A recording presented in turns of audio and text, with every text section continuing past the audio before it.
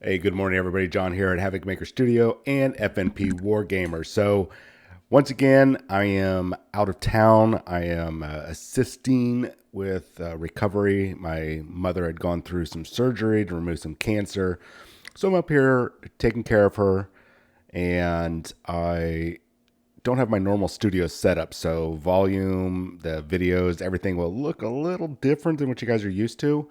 So, please forgive me on that note. So, let's talk today about a couple things. We're starting to get a lot of the new Sisters of Battle stuff and orcs rolling out, and I want to go over some of that. So, first up, we're taking a look at some of the new prayers and abilities of the Sisters of Battle and kind of giving a brief overview, and then we're just going to get caught up with the most recent article that dropped out today. The reason why I haven't talked about 40K news in a while because it's just been spotty and a little awkward in the way they've been releasing it. I don't know how else to explain it. So we're here now and we're going to talk about it. So first up, we have the Catechism of Repugnance. So if this hymn is inspiring, select one Adeptus Sororitas core or character unit within 6 inches of the priest model.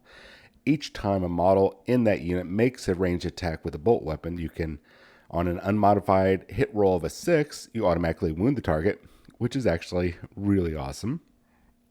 If that attack targets a unit within half range, the armor penetration is improved by 1. Even better. That's not a bad little ability.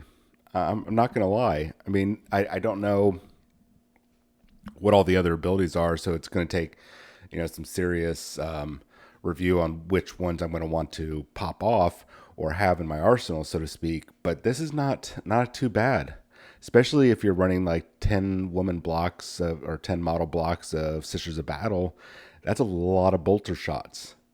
And it looks like it is a bolt weapon, so I believe that applies to storm bolters too. So that's potentially not like super devastating because I mean you only have like about a 17-ish% chance of popping off that 6, but with re-rolls and your ability to hit on a 3 plus, you're going to get a lot of hits, and especially against higher wound targets that are higher toughness and strength 4, or actually it'd be hitting around the strength or toughness 8, 6, 7, 8, 9, 10, whatever.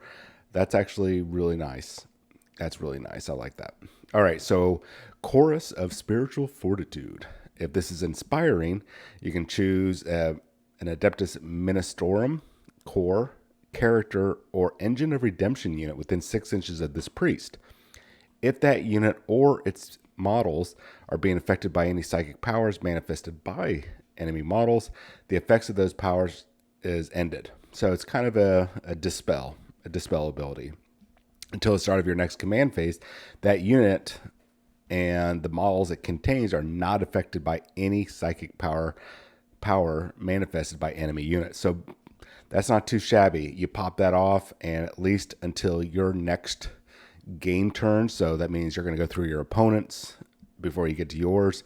If that unit, especially a nice juicy protective unit like Paragon Warsuits, gets hit with psychic powers, it's not going to take effect. That's really nice. All right, so we got these new things coming up for characters.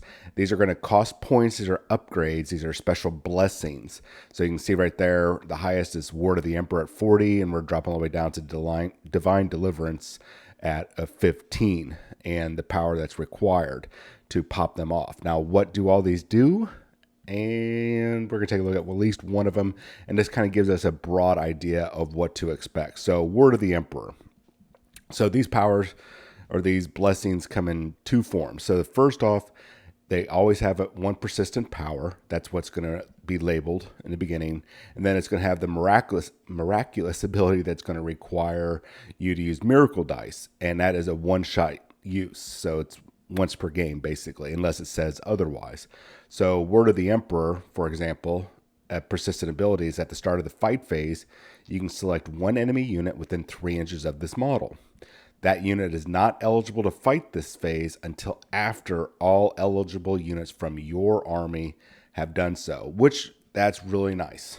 Imagine you're about ready to go up against Dark Eldar. and they've got some very, very deadly units that can dish out thousands of attacks, like a certain succubus build that's controversial right now. So you select that one, say, you're not fighting. Everybody else gets to fight first. And you just dish out the pain and punishment that could shut that succubus down. Shut that succubus down hard, hopefully. So the miraculous ability, this is once per game. While an enemy unit is within miracle range of the model, each time a model in a friendly core or character of your order, or at least the order of the character that has this blessing, makes a melee attack against an enemy unit, invulnerable saving throws cannot be made against those attacks. That's awesome, especially once we take a look at the paragons and the Dogmata. This is or not Dogmata. I forget what they call her. This is going to be this is probably the one that's probably why they made it 40 points. Be able to ignore a unit's invulnerable save for that fight phase. You had better make sure. I mean, this is, and obviously a timing one, but imagine, you have your new super Paragon Warsuit gal, the High Lord of Terra, and a group of the Paragon Warsuits with her, or the new Celestian Sacrosanct, and you're now in close combat. Not only have you shut down, let's just say that the super succubus and her entourage, let's just say super succulent or succulent succubus, and you shut down her fighting until all eligible units are done. And you go ahead and pop off this miraculous ability for the Word of the Emperor. Now, I don't know if she has any invulnerable saves, but if she does, kiss those goodbye. That character is going to be pink mist. So let's get into the Paragon Warsuits. Now we get a better picture, not a complete picture, but a better picture. So we still don't know all the armament, but we know that there's a mace and a sword for melee options. We know that there's a bolter, what do you call those? A melt weapon, and I believe there's a flamer. Then they've got the little missile launchers. You can see it above the miniature shoulders, or right there in the center, to the left and right of the head. So we know it's got a lot of firepower. So let's take a look at the Paragon Warsuit. That's very nice. 8-inch movement is really, really nice. These gals can pick up a lot of speed. The 3+ makes sense. I don't really see them really needing 2+ for weapon skill and ballistic skill. I mean, that's usually reserved for your higher end character models, and these aren't character models. These are just souped up like Celestians. So strength 5, okay. That seems, in reality, that's +2 to their strength. So, okay, I can dig that. That's modest. +2 to their toughness. The toughness is, okay, I could see that. I mean, they're basically wearing landmates. I mean, where it's going to count is going to be the armor. 4 wounds seems a little low. I would not be surprised if later on that gets FAQ'd and they get +1 wound. I really feel like 4 wounds is way too low for that. But that's my opinion. That is obviously the playtesters might know a little bit more. So 3 attacks, okay, that's modest. More than, I think the Celestians normally have 2, so getting +1 extra attack. I mean, there's no reason why, being in a big giant suit, you should have 1 extra, or I mean, like a multitude of attacks.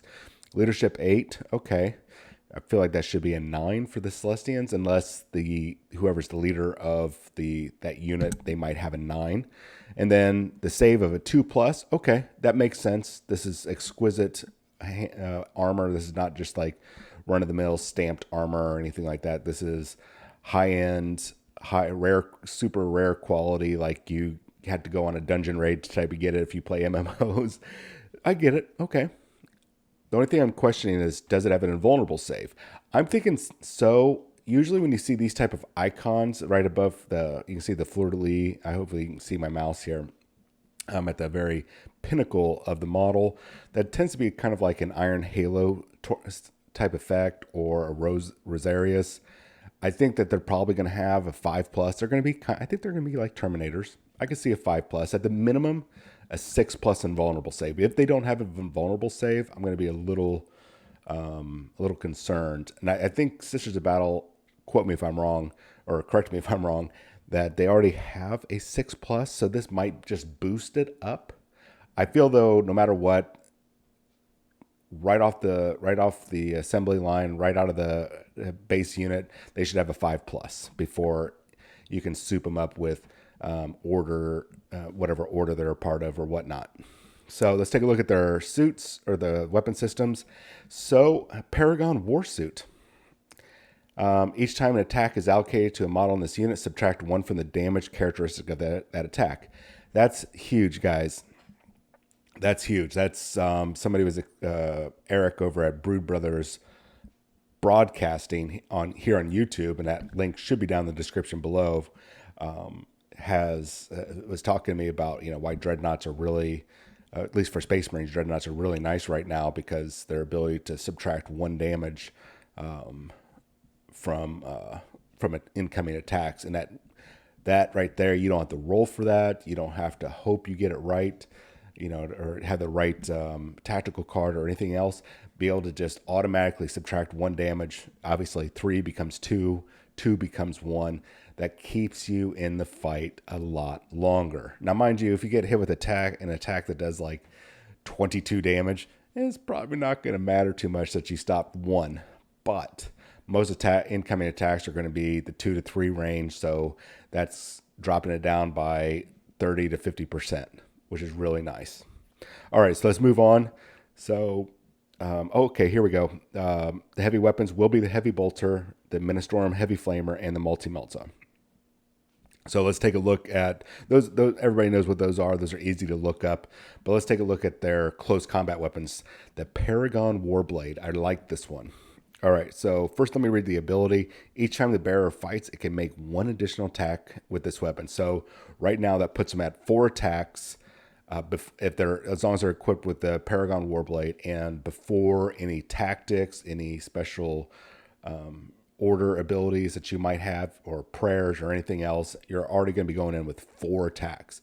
Now, it's not the highest strength, but this puts you at strength 6, -3, 2 damage. That puts you above, that puts you about the level of Mastercrafted Power Swords on Primaris Marines, which is really good. And be able to do a flat 2 damage, that's up to 8 damage per model. I mean, mind you, if you're successful in hitting and wounding with all attacks. That's really good. This is good taking out elite troops. Probably not so much for super heavy vehicles and such, but elite troops with that 2+ armor save and the multiple wounds, this is going to cut through them. Now, for dealing with the heavier stuff, obviously you have your multi-meltas that can be equipped on there, but the Paragon War Mace, each time an attack is made with this weapon, subtract 1 from the attack's hit roll.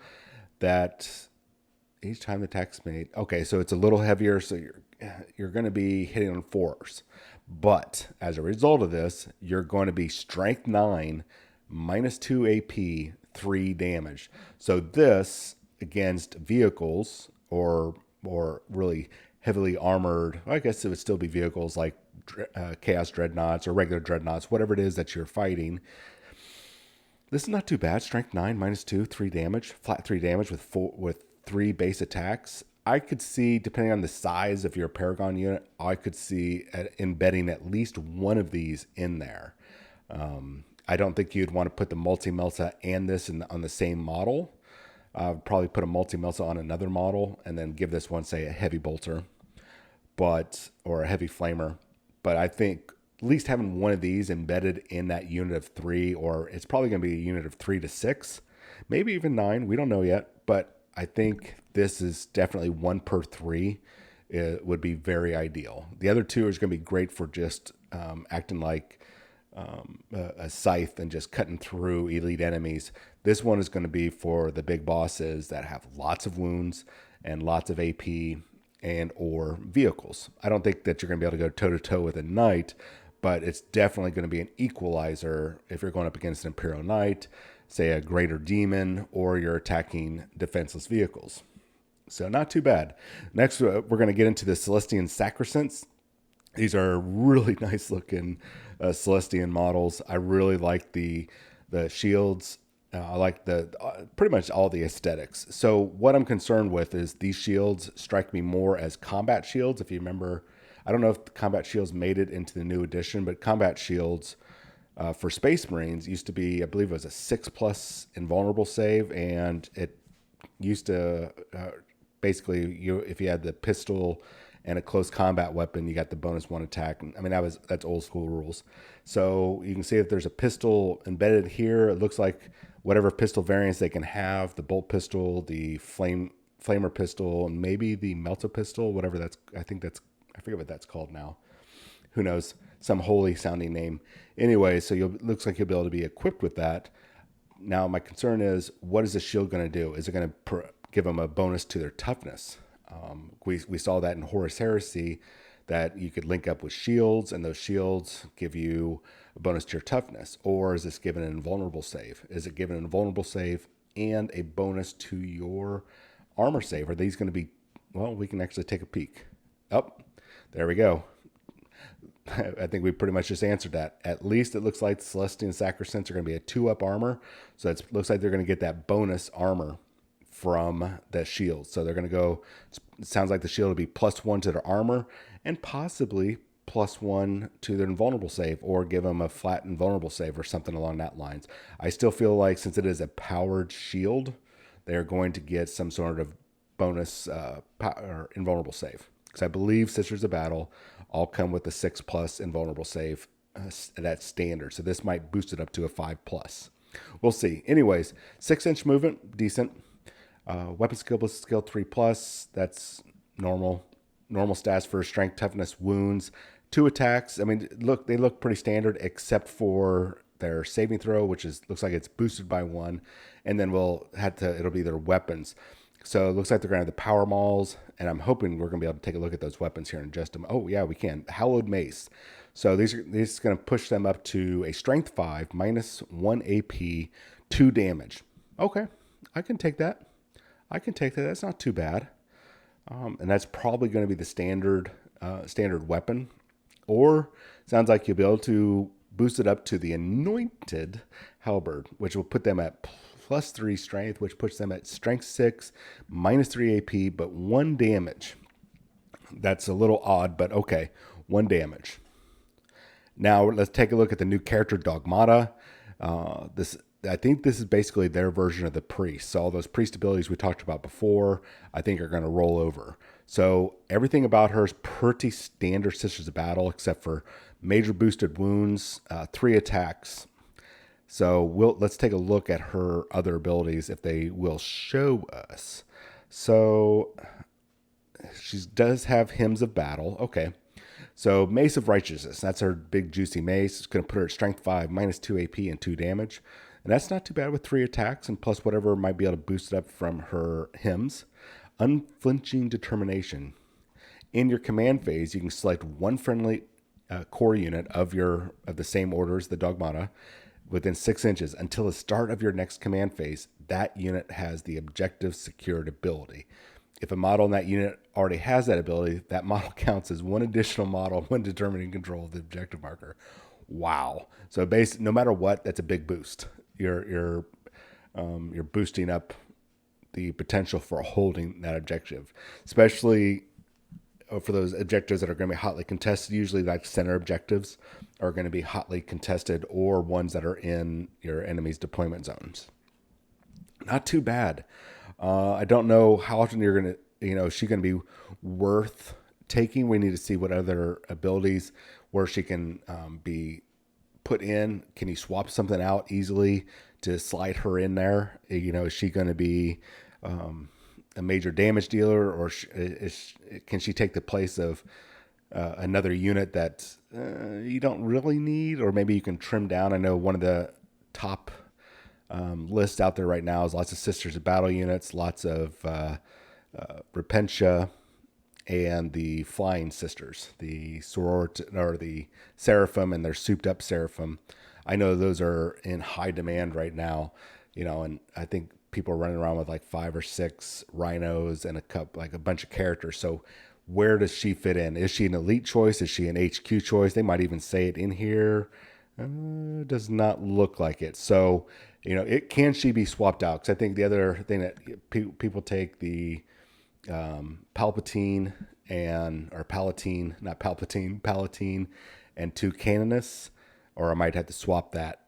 Are you able to swap one of those duplicate models with this, and it still makes the army work? All right, guys and gals, I'm gonna have another review video out later today. We're gonna take a look at all the new secondaries that have popped up in the chapter approved of 2021. We're going to take a look at the new secondaries and try to do an analysis on what the changes are and how it's going to benefit you. Now, mind you, there's so many different factions, so many different armies, so many different variants of those armies and factions out there. I can't do a specific one. We'll be here all day, but we can at least give you guys an idea of what these different secondary objectives will do for match play and for tournaments, and then from there you guys can go, you know what, this doesn't work for me, but by God, this one works. I need to start retooling my army just a little bit, just a couple tweaks ahead of time. So with that said, I will talk to you all later. You guys have a wonderful Tuesday, and I'll talk to you later.